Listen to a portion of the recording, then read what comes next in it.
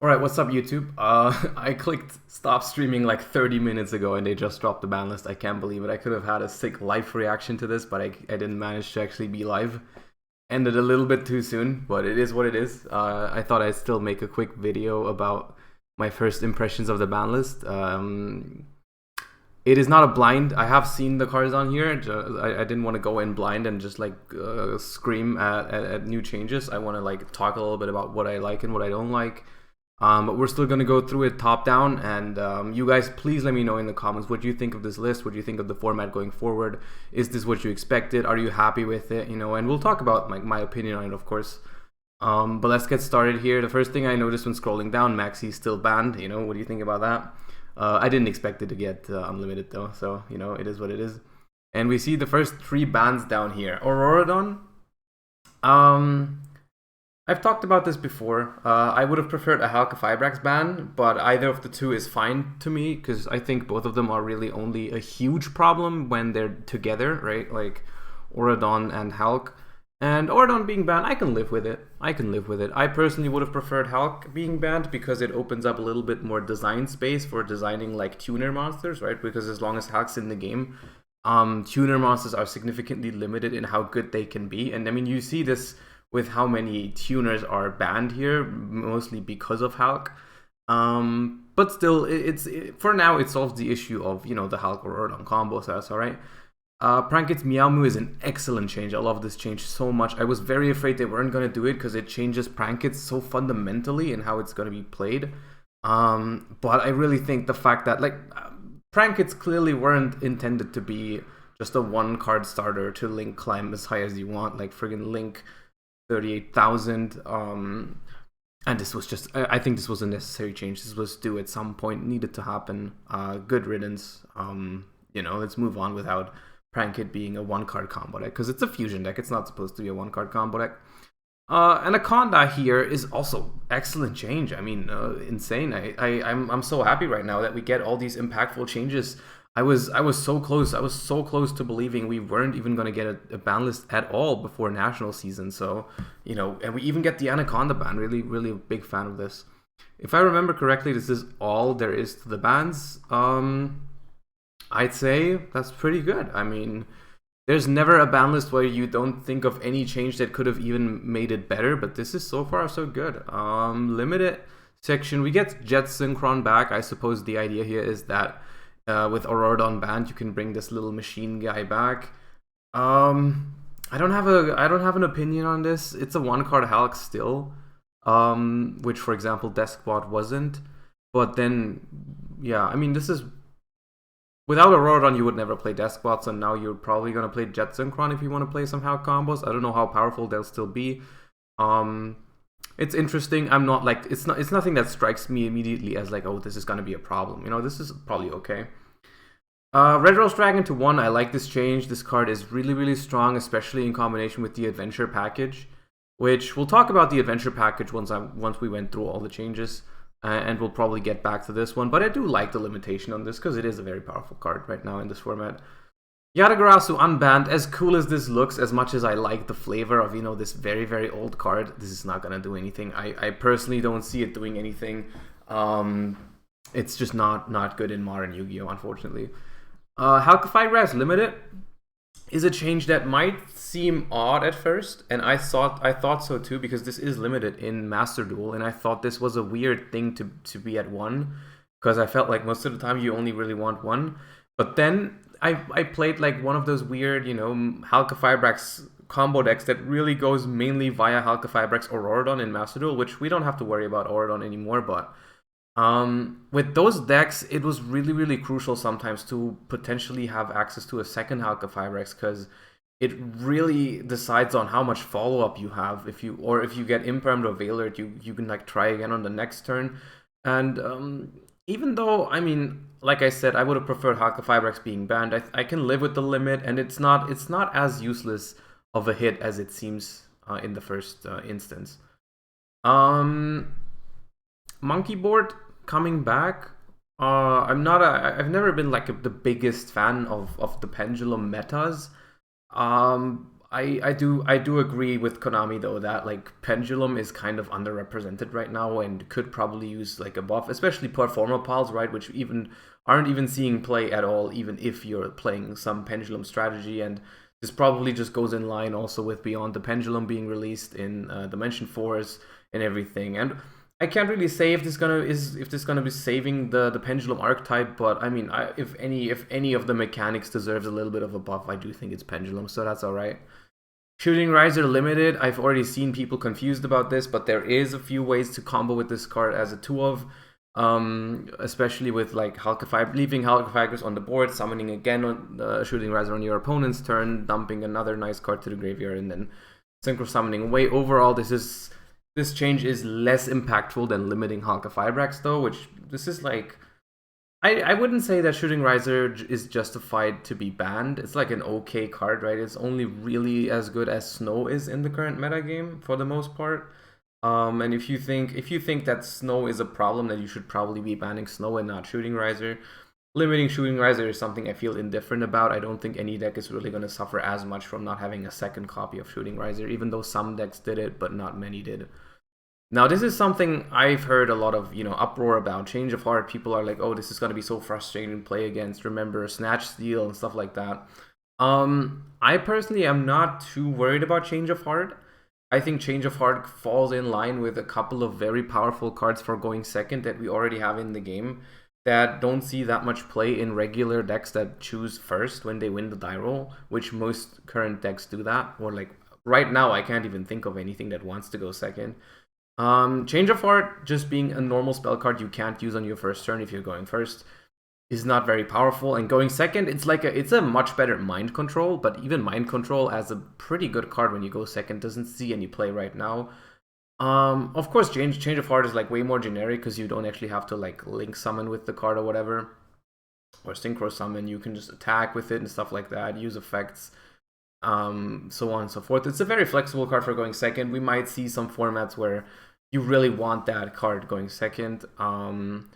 Overall, it's just a better version of Mind Control, much better version at that, but we'll see if that's good enough to actually find its way into side deck. And of course, generally speaking, not a big fan of like unsearchable one-off power spells, but it could be worse than Change of Heart. I think it's all right.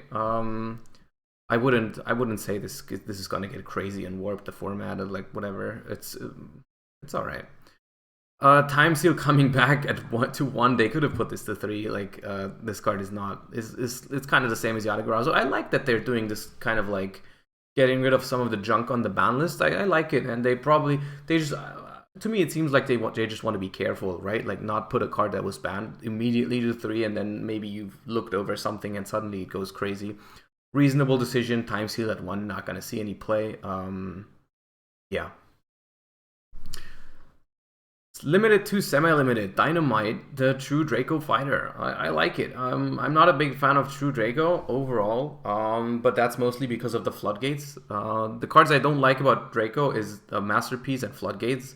The itself, the core of True Draco with like monsters that fetch you spells, traps, and other monsters that have like solid interruption effects in terms of like destroying without actually negating anything and stuff like that. The core of True Draco is pretty cool, I think.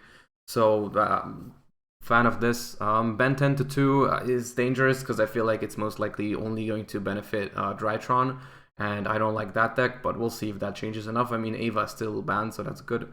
Tanky to 2, little consistency boost to mainly Tri Brigade, which we'll see if that makes an impact. The Tri Brigade branded deck is already, out there and not terrible, so that's all right. Pot of Desire is going back to 2. They just kind of want to taunt me, I suppose. I don't really know who thought it'd be like had to be limited and then thinks, oh well, let's bring it back to 2. It's just a very weird move to me, but it is what it is. We're gonna live with it. Pot of Desires is an unsearchable card. That's like decks that wanted to run 1 are now gonna want to run 2, and that's all they get. I mean, if someone at Konami thinks this change makes sense, then so be it. Trickstar Light Stage, that's all right. I mean, Trickstar has been a very good deck in like 2018-19, and even then it was arguably not even the best deck ever. And give him back a Light Stage, it's okay. Wall of Revealing Light, I think this only was on there for some combo like weird interactions where you would want to pay a lot of life points. I don't know if this opens up anything, but in any meta-relevant strategy, this card won't see play. And then the unlimits, there's a couple ones that are not really like impactful, like Night Assailant can definitely be unlimited. I don't think we're going to see crazy Night Assailant loops ever happen again. Maybe I'm wrong though, we'll see. Trishula is, unless this has gotten an errata, which let me quickly open Trishula up. Well, this is the German text now, but this doesn't seem like it has gotten an errata. I don't know if there's like a deck that can hand loop with triple Trishulas. They probably think there won't be an issue with it, so I hope they're right. Because as just like without looping capabilities, Trishula is definitely not too powerful, right? You don't see many decks using Trishula at all, so that's fine.